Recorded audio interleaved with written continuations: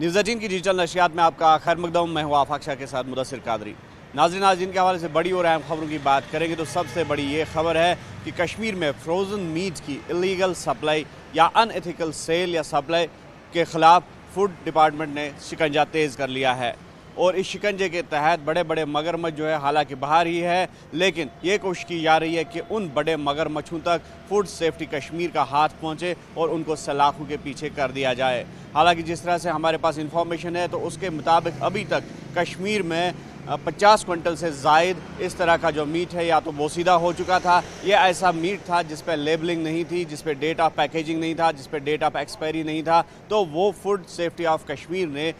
जो है सीज़ कर लिया है। और ताज़ा इतलात के मुताबिक गुज़श्ता शब HMT एरिया में भी इसी तरह की एक रेड डाली गई, जहां पर लगभग 1000 किलोग्राम यानी कि 10 क्विंटल जो इसी तरह का मीट है वो बरामद कर लिया गया। हालांकि बताया जा रहा है कि ये मीट जो था वो रॉटन नहीं था, लेकिन जो इसकी पैकेजिंग थी उस पर कोई पैकेजिंग डेट नस्ब नहीं थी या फिर जो डेट ऑफ एक्सपायरी होनी चाहिए थी वो भी उस पर चस्पा नहीं थी। जिसके बाद फूड डिपार्टमेंट ने ये रेड डाली पुलिस के इशराक से, और इस पूरे जो ये वहाँ पे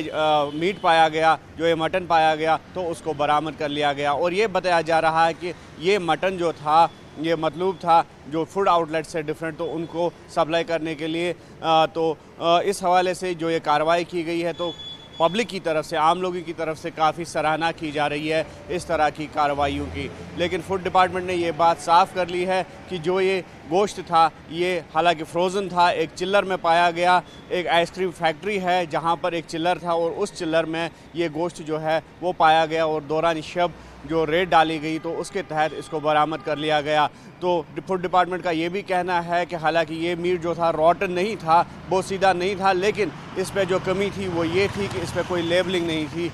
जिस तरह से जिस कंटेनर में ये रखा गया था तो ये फ्रोज़न मीट जो था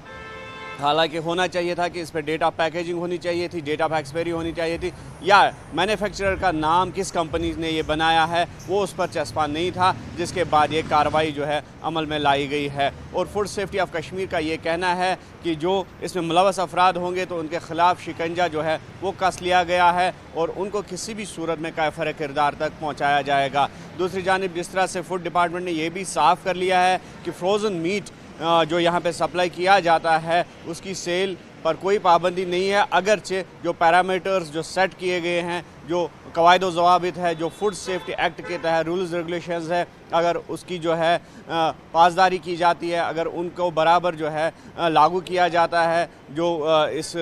सेल में जो जुड़े अफराद हैं तो उनकी तरफ से अगर एथिकल प्रैक्टिस अपनाई जाए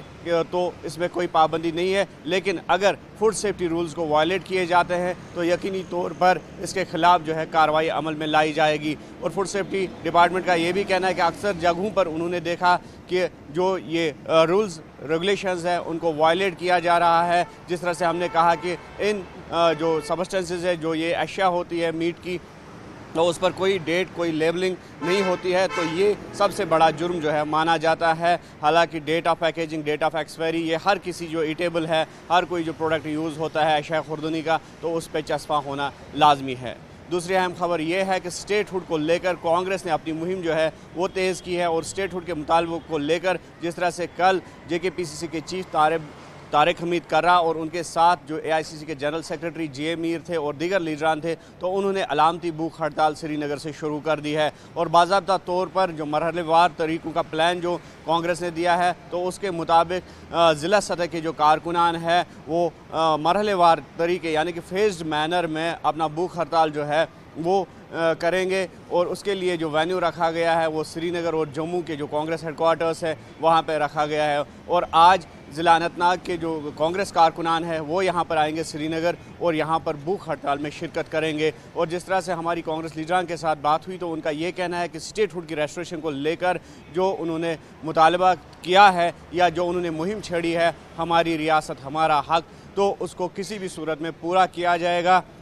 हालांकि उन्होंने इंतज़ामिया पर यह भी इल्ज़ाम लगाया कि उनकी आवाज़ को दबाने की कोशिश की जा रही है और जिसके तहत उन्होंने कई बार प्रोटेस्ट निकालने की कोशिश की, लेकिन उस प्रोटेस्ट को पुलिस ने नाकाम बना दिया। लेकिन आज जिस तरह से मानसून सेशन जारी है पार्लियामेंट में, तो ऐसे में कांग्रेस की ये कोशिश रहेगी कि ज़्यादा से ज़्यादा जो स्टेक होल्डर्स है उनकी हिमायत हासिल कर सके, ताकि ये मुद्दा जो है पार्लियामेंट में भी उठाया जाए और जम्मू कश्मीर को रियासती दर्जा वापस दिया जाए। तीसरी बड़ी खबर यह है कि कल श्रावण पूर्णमासी के दिन श्री अमरनाथ जी यात्रा 2025 इख्ताम पजीर हुई और ये कहा जाता है कि इस साल की जो श्री अमरनाथ जी यात्रा है खुश असलूबी से अंजाम पाई है। और जिस तरह से हमने देखा कि पहलगाम टेरर अटैक के बाद काफ़ी खदशात जो थे वो जाहिर किए जा रहे थे, लेकिन इसके बावजूद भी 4,10,000 से ज़ायद यात्रियों ने मुक़द्दस गुफा में मुक़द्दस शिवलिंगम के दर्शन किए और जो कि एक खुशायन जो है पहलू करार दिया जा रहा है, जो स्टेक होल्डर्स है, जो कश्मीरी अवाम है उनकी तरफ से और जो एडमिनिस्ट्रेशन है उसकी तरफ से। और ये भी कहा जा रहा है कि अब ये यात्रा जो है इख्ताम पजीर हुई है, लेकिन इस यात्रा ने एक पॉजिटिव जो है छाप छोड़ी है, क्योंकि जिस तरह से बड़ी तादाद में यात्री यहाँ पर आए और उन्होंने एक अच्छा जो है एक्सपीरियंस यहाँ से हासिल किया और इस एक्सपीरियंस को वो मुल्क के मुख्तलिफ हिस्सों में शेयर ज़रूर करेंगे और जिसके लिहाज से कश्मीर से एक पॉजिटिव मैसेज जो है वो ज़रूर जाएगा और जो डिट्रैक हुआ है यहाँ का टूरिज़म या ट्रेड तबका, तो उसको वापस पटरी पर बहाल करने में ये यात्रा भी कारगर साबित हो सकती है। मज़ीद अपडेट्स और ख़बरों के लिए आप देखते रहिए न्यूज़ 18 JKLH और हमें दीजिए इजाज़त।